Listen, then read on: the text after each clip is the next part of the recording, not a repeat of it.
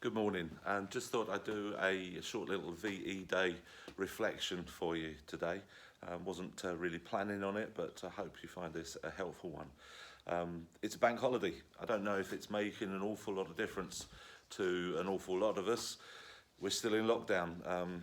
We still can't necessarily go out or any to get shops, and some of the food shops are still open today, so in that sense it's no different from what it's been for the last few weeks.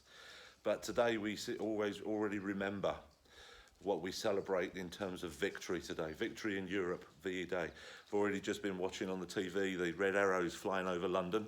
Appropriate social distance in between the planes, I noticed. Maybe even later today we understand there'll be flyovers in Edinburgh and Belfast. We might even hopefully get a glimpse of the planes that go over Belfast if they come back down to our part of the world on their way back to wherever they've been based and come from. But I remember reading or hearing already on the news today that when victory in Europe was announced by both Winston Churchill and King George, one of the first things they said was, "Let us give thanks to God for the victory that we have." And I was thinking that this is something that we need to do, not just on VE Day or VJ Day when it's celebrated later in August, but in life in general. We celebrate victory. I quite often, you see, I've got my poppy here, and although the poppy is a symbol of, if you like, armistice after the First World War, and today's VE Day, which is the Second World War end, it's still a giving thanks for victory, but it's also still, as we remember and give thanks, we give thanks for those people that made it possible, who gave their lives, who made the ultimate sacrifice. The Bible tells us, "Greater love hath no man that he lay down his life for another."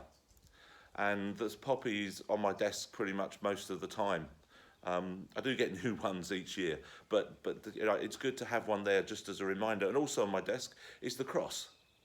I have, you know, as you could imagine, probably several crosses around, but this cross is there. It's a holding cross. It's just a good cross that you can get your hands around and hold, and very tactile.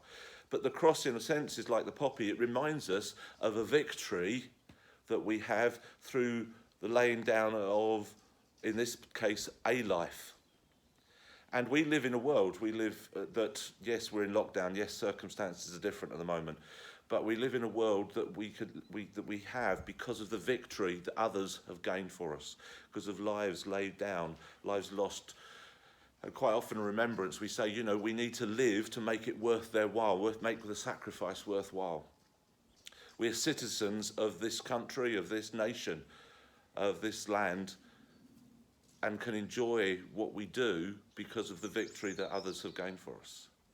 I suppose the challenge is, as we celebrate victory in Europe today, is the victory that Jesus has won for us, we can also enjoy. We're citizens of this land. Are we citizens of the kingdom of heaven? Do we claim Jesus' victory for us? I hope and pray as you celebrate this VE Day, and I know people are trying to maybe have VE Day parties. At Carador, people are encouraged to have parties in their own homes and maybe wave across the street to one another and do different things. So with observing all the social distances and all that kind of stuff, you know, enjoy this bank holiday, this special day, this day that we celebrate victory, but also remember the victory. As we remember maybe this victory, we also remember this victory. And I hope and pray that you can have a special day and a peaceful day and a safe day. Keep well, keep safe, and I look forward to seeing you hopefully in our video service this coming Sunday. Amen.